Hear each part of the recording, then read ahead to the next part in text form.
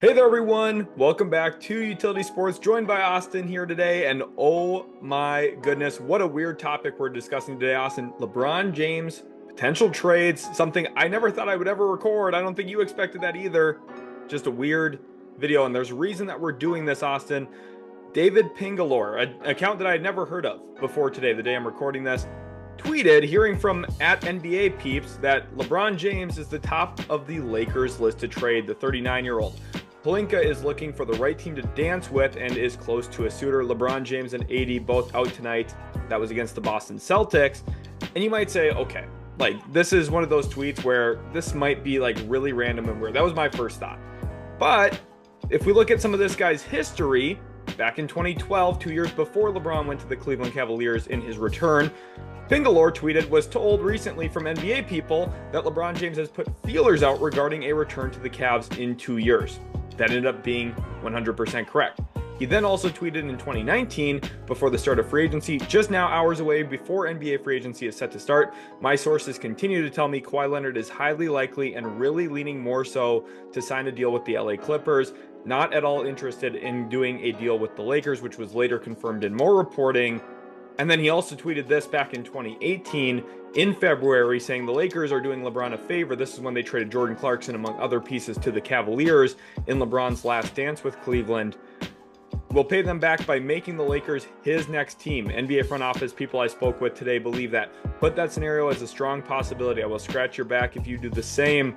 And of course, later that summer, LeBron James went to the Lakers. Austin, I want to get your thoughts here on this. There's a lot that we just talked about from David Pingalore and his reporting. What do you make of that? Yeah, it's always tough with accounts like this, and then we see some of these tweets, but the fact that it has happened multiple times, it's not just one. That Kawhi Leonard take was one that could be thought of, yeah, that could have been a pathway there, but at the end of the day, though, I mean, he's been consistently right about a lot of different things. Now, something else that plays into it is how much of his stuff has been deleted over the years of his bold proclamations. Maybe that's not the case. We don't have all of that data in front of us. What we do know is he does have some right pieces that are very specific with correct timelines. Therefore, really making that valid. And I think it's something worth talking about. That's why we're here right now, trying to formulate these trades, trying to figure out exactly what the next steps could be for LeBron. And that's exactly what we're going to do here. We're going to look at some Lakers theoretical trades. Again, this is kind of off the top of our heads. This is not something that we've had a lot of time to prep for. We're going to go through this video kind of discussing what LeBron James's value might even look like. This is an exercise that I have never done. I know, Austin, you probably have never done this either, thinking about a 39-year-old all-NBA caliber player on the trade market. What does that look like? Is it even going to happen? We don't know, but I do think it's worth a video. Austin, let's talk through LeBron's value here. For you, he's got a player option going into next season that is very possible he declines. His son might get drafted this year, which could theoretically decide his next team as well. Like, what kind of value would you put on him if you're Rob Pelinka running the Lakers? And what valuation would you put on if you're trying to trade for him? I think if you're looking at the Lakers' long-term outlook, LeBron James is not a part of that.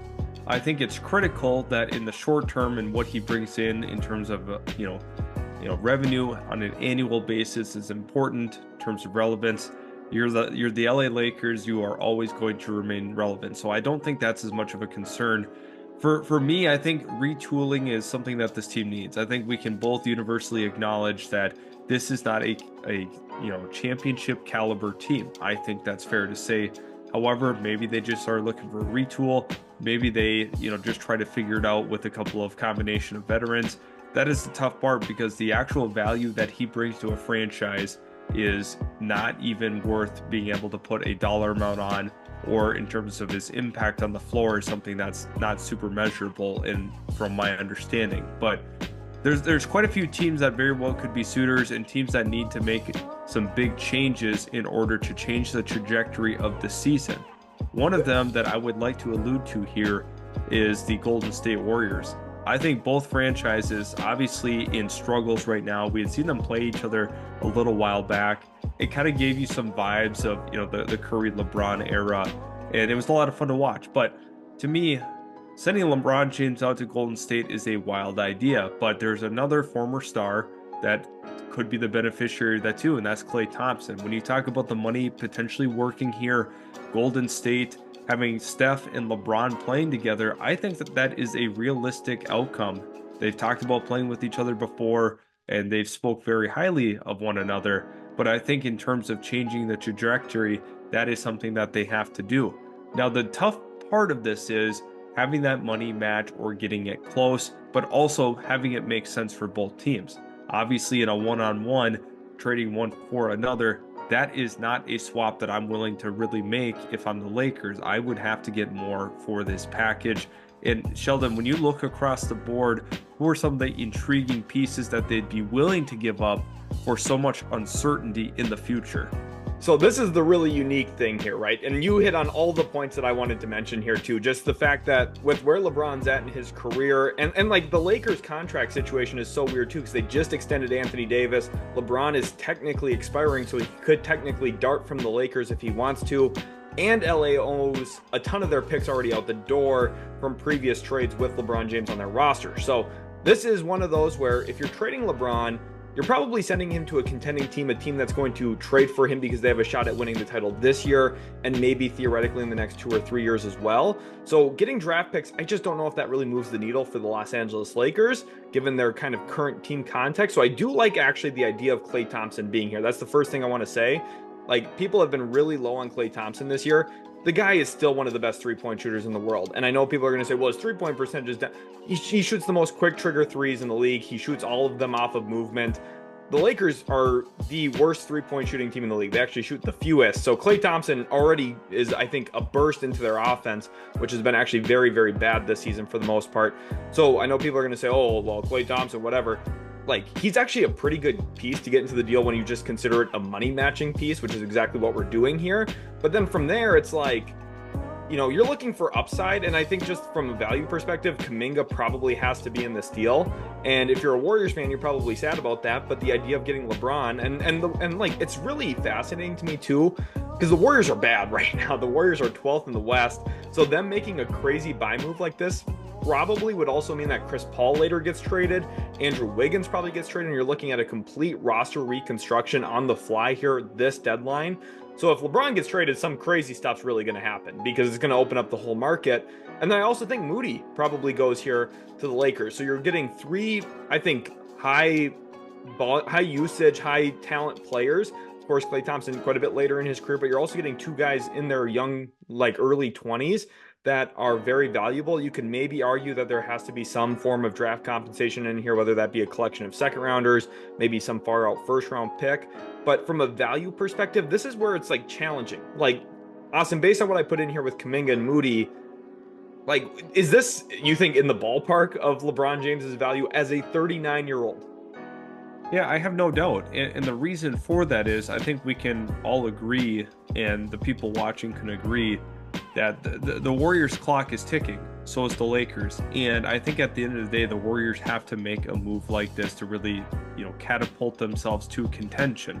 There are other moves that have to be made in addition to this to configure it, you know, configure the roster how it needs to be. But this is the structure in my mind. If these two are going to have a conversation, I think honestly it'd be great for the league. It would be a lot of fun to watch Steph and LeBron play together.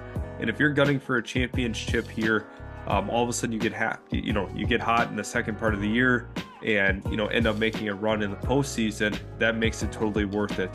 How much do you value one championship, or at least an opportunity to really contend for one? And to me, I think this makes sense. Upside for the Lakers long term, and also for the Warriors here, raising your ceiling as a team, and catapulting Steph and the rest of the crew to potentially winning the West. The more I'm thinking about it here as we record, I really think if the Lakers do actually trade LeBron James, they have to make it some Domantas Sabonis style trade where, listen, the Pacers traded away an all-star caliber player at the time who was in his mid-20s. They didn't get draft picks for him. And they did the same thing with Paul George when they traded PG to Oklahoma City, where they got young players that they believed were going to ascend into really great talent. Of course, we know where Tyrese Halliburton now ranks in the league, one of the most talented point guards, just with the ball in his hands, so good. I think the Lakers should probably, if they do trade LeBron, take some similar approach where you're not waiting on these what if draft picks. You're taking a calculated risk on players who you think in higher volume, different situations could probably, kind of burst onto the scene and become all-star caliber guys. I was super high on Kuminga during his draft process, Austin. During that process, I compared him a bit to Paul George, just with his frame and two-way playability. Never quite the playmaker that PG was, but there were flashes when he was playing for G League Ignite. And I think with LA, this is a dramatic overhaul, but I think Klay Thompson actually does help them this year. And I think Kuminga and Moody have the long-term upside where you think, hey, if we're trading a 39-year-old, this is about as good as you can do. The Warriors get a couple of win now players in LeBron, and then TP would be a pretty nice player off the bench. It's an interesting package to start with, Austin. I'm going to raise you here. Let's talk about another Western Conference team, and that is my Dallas Mavericks. And this comes to me from the kind of rumors around Kyrie Irving and LeBron James. And last offseason, there was discussions about LeBron potentially being recruited to Dallas by Kyrie Irving. Now, making a trade here work is very difficult with Dallas. They have their two big salaries. Of course, they're not going to trade Luka, and trading Kyrie for LeBron seems pretty redundant for the Mavericks in terms of trying to enhance their championship odds. So you're looking at aggregating a bunch of other salaries together. One of those would be Tim Hardaway Jr., who's had a fantastic season off the bench for Dallas. I like him in here, Austin. And then you're probably going to throw some of those younger guys, Josh Green, who's poison pilled. That, of course, complicates the deal a little bit. Omax Prosper, who they just drafted. You're also going to throw Jaden Hardy in here. But you're still a long ways off from salary. We are still about, in this deal, we are quite a ways away yet. In fact, we are about $20 million short, which then, Austin, it kind of comes down to, do we do Rashawn Holmes and other salary, or do you think it needs more value in here in terms of players currently in the deal still? Yeah, I think that, obviously the salary fillers have to happen from the logistical side of it actually, being possible. So I think Rashawn Holmes and Grant Williams both go in this. And once again, you are completely decimating your roster. But it's a little bit tougher for me because I'm looking at this from the Lakers' point of view. I just don't know how hyped they are to receive that package. I think that is actually, kind of one that, you do get some upside with Hardy and Green. But outside of that, though, those are a bunch of guys that I don't know if they're super thrilled about. Now, at the end of the day, LeBron's probably going to go where he wants. I think that is more or less what's going to happen. I think he's going to have a ton of say wherever he does end up going. But maybe this is, kind of the inevitable, fate of the Mavericks and the Lakers. To me, I think you'd have to try to throw another piece in here. But as you've highlighted before, the Mavericks just don't have a ton outside of what you've already listed. Yeah, this is where things kind of get tricky because Dallas just doesn't have the assets probably, especially following the Kyrie Irving trade and a bunch of the other deals that they've made in the last 3-4 years that I have correctly said will hurt their chances of improving the roster over time. So because of that, you're kind of having to cobble together a whole bunch of pieces. They did a nice job getting Omax Prosper on draft night. He, I think, has upside in this league. But this, compared to that Warriors deal, this is probably a much less lucrative offer for the Lakers to consider. Now, they are getting a 2027 first from Dallas completely unprotected. And given the Mavs' current situation as well, they could offer a swap in 25 and 26 and 28. So maybe that's something they would think about doing in this type of deal. But that's a lot to give up for LeBron, who's technically expiring. And if LeBron were to leave the Mavericks at the end of the season, well, you can basically kiss Luka Doncic goodbye as well. Is this something that you think even the Mavericks should consider at all? And do you think the Lakers should even consider something from the Mavericks? It might just be a non-starter on both sides. Yeah, I don't know. I think anytime that you have an opportunity to add a top 10 player in the world, you have to do it. And I think for the Mavericks' sake and the hope of keeping Luka long-term, this is the move that they should attempt to do. Now, once again, super risky, and it'd be interesting to see the fit with everybody together, but then also losing a ton of your depth would be almost detrimental. You're going to have to play some two-way guys. You're going to have to do a lot of different things to, formulate a roster on a night-to-night basis. That's where, again, even with obviously the contracts, or we're trying to make stuff work, the Lakers have a bunch of different challenges in that regard as well. We'd have to throw together some salaries. Christian Wood going back to Dallas, why not? But it's just this is just such a complicated deal. And this is just, honestly, if I was the Lakers, I wouldn't answer the phone if this was the package I was getting. I like Hardy. I think Omax Prosper is going to be good. I actually am a big fan of Josh Green still. I know a lot of Mavs fans hate him. But like this is still, you're talking about LeBron James. So this is such a weird like video, which is kind of the whole fun part of it. Austin, what team do you want to talk about next though here after the Mavericks? We know that the Knicks are going to take their swing, so why not go to them? They are always in contention for stars, whether or not they get them. Oftentimes they don't. So let's at least do a hypothetical here, and let's build this out. Evan Fournier, first guy out the door, good salary matcher, or to get it at least a little bit closer. And I think with that being said, Mitchell Robinson is another big key piece to the trade, going to add value here. Fournier is not a value adder, but thankfully Mitchell Robinson is. And then you have a collection of young guys that you can throw in there, but also you need some salary fillers as well. I don't know how you feel about it, but I think Quentin Grimes is definitely in that conversation of another young guy to add into this. I think the Lakers would see some upside with him. I mean, maybe a guy like Jericho Sims we've looked at, Precious Achiuwa, but once again, I think this is going to be a team that's trying to raise their ceiling. All of these teams are trying to make moves, and at the end of the day, a calculated risk. But I think we know the inevitable fate probably would not result in a championship. However, they get themselves that much closer with the LeBron trade this year.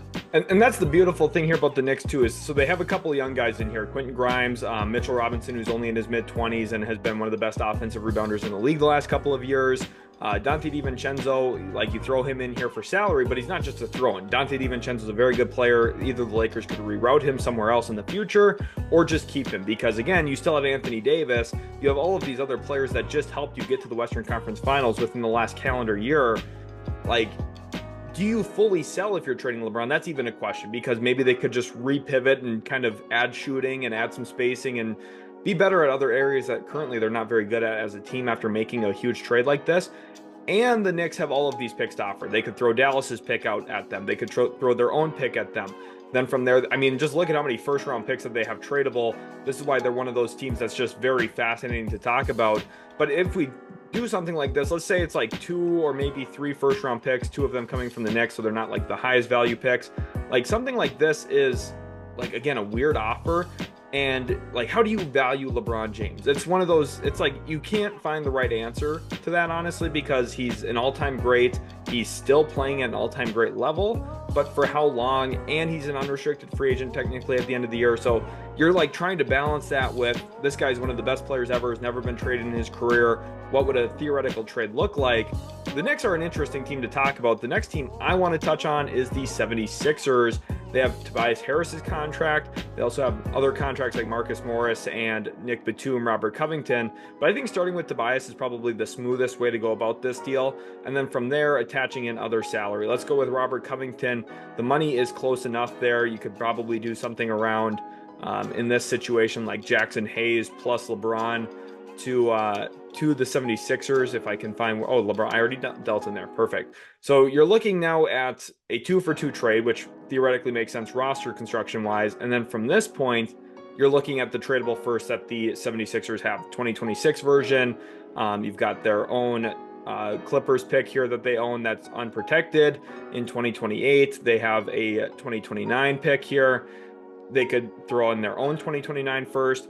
So all of a sudden you're getting up to like 4 tradable firsts for LeBron James and Tobias Harris, who's a good player still, and Robert Covington. I mean, he fills a small role off the bench if a team feels like they could use him. Like, does something like this make sense for you, Austin? Or is, again, like the draft picks not really the way you'd want to go if you're the Lakers here? Yeah, the Lakers are just stuck in a weird spot here with Anthony Davis and trying to extend his career in terms of his winning window. The Lakers are in a tough spot here because they're not really trying to rebuild. It's more of a retool. Tobias Harris does kind of help them in that regard. But again, it's tough though. I mean, if you're the 76ers, you have a great opportunity to upgrade your roster instantaneously, formulate a championship level team. But, with the Lakers though, you have to look at the upside of, getting a couple of those tradable firsts from the 76ers. I think it could make some sense for them just long term if that is the route that they want to go. But once again, some of those Clippers picks a little bit later could actually be pretty valuable depending on how everything plays out. We have to remember the age of that roster. is very, very high, especially the stars. Those guys in a couple of years will be a shell of themselves, and all of a sudden those exposed, unprotected firsts are going to be super valuable. So I think that's something that you have to consider in this deal. And the biggest thing too is LeBron's going to decide where he wants to go. Like that's if LeBron's getting traded, he's going to have a pretty heavy say in it because of his contract status. He's going to almost give assurance that yeah, this would be a place that I would stay past this season. And I think a safe spot there too is Cleveland. And this is actually probably my favorite package to talk about. And the reason for that is because they have a bunch of different pathways to get to a LeBron James deal if one materializes. You could take the Jarrett Allen route where Anthony Davis would then move back to a power forward. Allen's been playing really great basketball this season. And then you could cobble up other salaries to get there, like LeVert, and then maybe a couple of the young guys down at the bottom of the roster. Whatever you have to do to get to that. And we know LeBron, his tenure in Cleveland, it all makes a little bit of sense to kind of look at that as a reunion there. My favorite pathway, and the one that I think the Lakers should do if it does become a possibility for them, is Darius Garland plus other salary. And I think that other salary could be someone like Isaac Okoro, and then you maybe throw in, Damian Jones's contract and maybe Sam Merrill, who's actually been shooting really, really well this season. And you look at the money, you're right in the ballpark. And then from there, maybe like second round pick or something. And this is kind of crazy because you're giving up Darius Garland. I know Cavs fans might say, whoa, what's going on? But I think there's a couple of layers underneath of this. If you're trading for LeBron James, I think, first of all, Garland and Mitchell, like last playoffs, they did not play very well together. And it was a kind of tough matchup with a very physical Knicks team. But LeBron James kind of changes that whole dynamic where he's your point guard technically. And I think Donovan Mitchell will be very well equipped to play off of LeBron in that kind of setting where Mitchell still does a lot of the things that LeBron has worked well with, like Kyrie Irving, Dwayne Wade in the past. So I think that's a kind of unique pairing. And in this package, you're keeping your size, which is what really is a unique factor in what Cleveland does offensively and defensively with Mobley and Allen, and the way that they're able to play one big throughout the entire duration of a game when they're splitting minutes. So I kind of like this package for Cleveland because it's almost a one-for-one in terms of like super key players. You're giving up Garland, you're getting significantly older, but you internally know what LeBron can do for a franchise. And that is put you in the finals conversation. Right now, I just don't view the Cavaliers that way. Austin, is this what do you think on this? Because this is just crazy here. Yeah, no, it definitely is crazy, but I think there's going to be a lot of people that are questioning Darius Garland going out the door. But once again, anytime you have LeBron on your team, you are likely a championship contender. Even at this age and the stage in the game, especially for this season alone, he elevates you to that. Like you had mentioned, it was a clunky fit, when you have, Donovan Mitchell and Darius Garland. Yeah, it's a tough call. It's a tough call, and that's why it's so hard to narrow down these trades. But I could see there being a pathway for Cleveland. But yeah, I mean, you're getting significantly older in your quote star swap. But in that same vein, though, you're getting a top 10 player in the world with hopefully some commitment for the following year, as well as the idea that you're not having to give up a ton, outside of that when you look at the rest of the package here.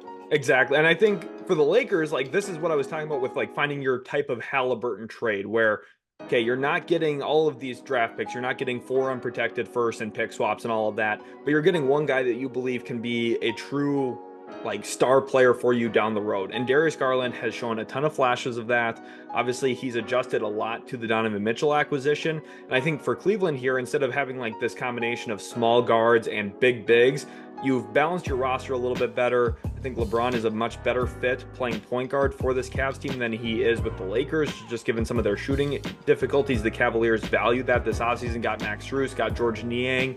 So you could look at them as a really big-time threat in the Eastern Conference, and LeBron is no slouch when it comes to winning the East. So it's an interesting package, Austin. We got a few minutes here left. What do you want to, any other teams you want to touch on here as we kind of look at the back end of this? Yeah, it's a little bit tough because the rest of the East is difficult to pinpoint. I think we've hit the major ones there. In the Western Conference, let's play around with the Thunder quick. I think the Thunder are a team that we have to talk about, as there's so much intrigue to this roster, and some of the guys that they have that are tradable, and some of the young players that are tradable that make a lot of sense, like Josh Giddey being included in this package, so that we can get there money wise. They have a ton of draft picks to work with. They have the young stars. This is probably one of the more underrated ones that we've done in the video, because there's a definite pathway. They have the picks and the combination of the young talent and the salary fillers, and they're contending. I mean, this is one of the rare examples that we have, that they have attractive pieces through and through, draft pick wise, as well as young talent and salary fillers. It's good. I think that this trade would actually make a ton of sense for both sides. 100%. OKC has an excess amount of draft picks. Josh Giddey, we all know how, it's grown a little bit sour there in terms of some of the things that have happened. But at the end of the day, I think the Lakers would actually be intrigued by a package like this. This is one where, like, Giddey's kind of your young big player. Lou Dort, we know, is a good quality starter in this league. You're getting 2 first-round picks as soon as this year. Theoretically, maybe there's more first-round picks in here. The other thing is, for the Lakers, you're getting Ousmane Dieng, who maybe has a pretty high ceiling. And for the Thunder, I think one of the big concerns for people looking at, hey, if they make a buy move, how are they going to afford keeping that guy going forward because of future rookie contract extensions for Jalen Williams, Chet Holmgren? Are you going to run into that same Oklahoma City issue they faced with Harden, Durant, and Westbrook? And the answer is, well, you're trading for a 39-year-old. You probably aren't worried about paying him 4 or 5 years from now. So actually, LeBron might fit better than anybody into Oklahoma City. He fits their style, drive and kick game. He probably walk in and really just fit right in with the team, which is pretty unique for him. But I think next to Shai Gilgeous-Alexander, that, like you said, they're contending this year. It's a great fit. I hope you guys enjoyed this video, Austin. Boy, was this fun. A lot of different discussion on LeBron James, possible trades. Comment down below. We didn't mention the Miami Heat. Maybe they're a real option too, centered around Tyler Hero. Thanks again so much for watching, and we'll catch you in the very next Utility Sports video.